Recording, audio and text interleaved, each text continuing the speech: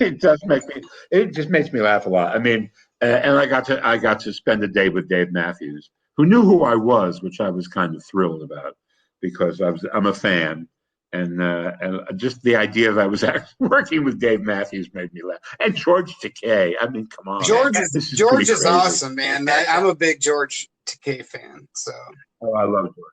We did a reading of a show called Silver Foxes, which is meant to be a gay Golden Girls.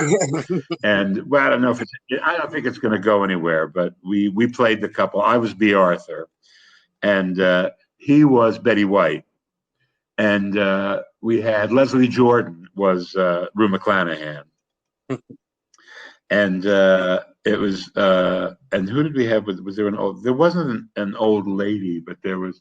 It was there was not exactly Golden Girls, but it's about we were all living in a retirement community in Palm Springs, and in the pilot, Leslie Jordan is in a senior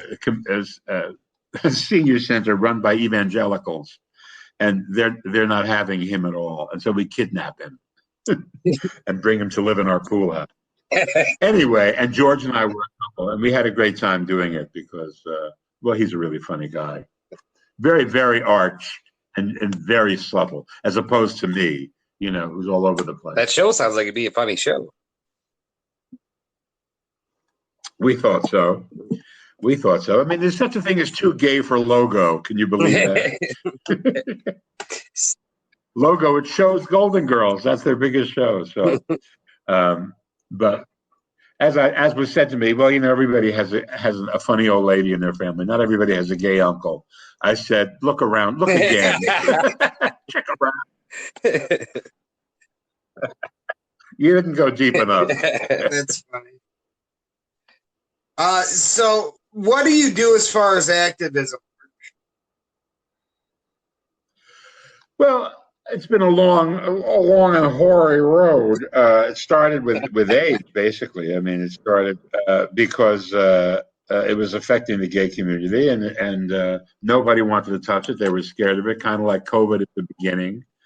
And except that they knew if gay people were getting it, it wasn't like anybody getting it, because it's a sexually transmitted disease, and it was first transmitted by gay people, and they tend to have sex with other gay people.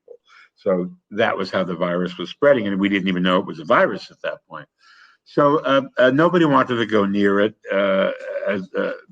fundraising-wise, and the government wasn't touching it. So we began doing these fundraisers and borrowing, or stealing whatever we could.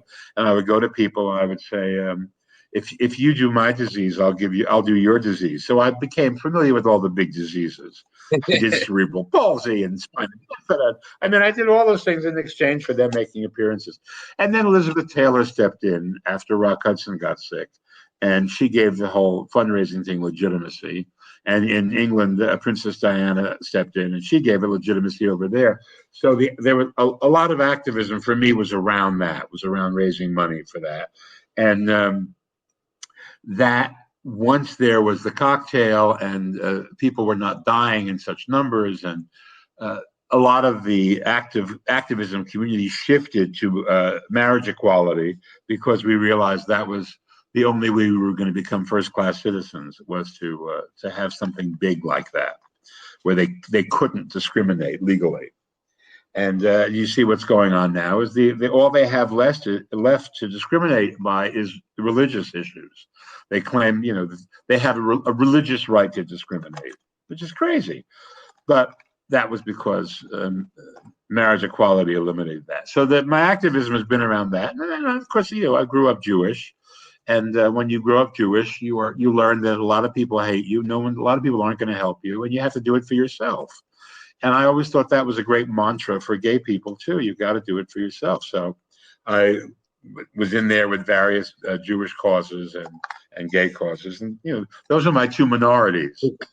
Speaking of being Jewish, I'm sorry if this is not true, but is it true that you weren't allowed into Marie Osmond's wedding because you're Jewish?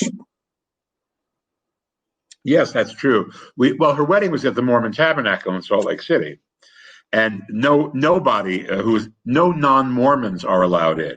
So it wasn't just the Jews. We all were sitting outside on lawn chairs, but it was people who weren't Mormon. It was Catholics. It was black people who weren't Mormon.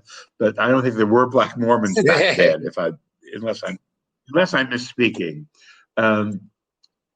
So there was quite a crowd sitting outside, and it wasn't just the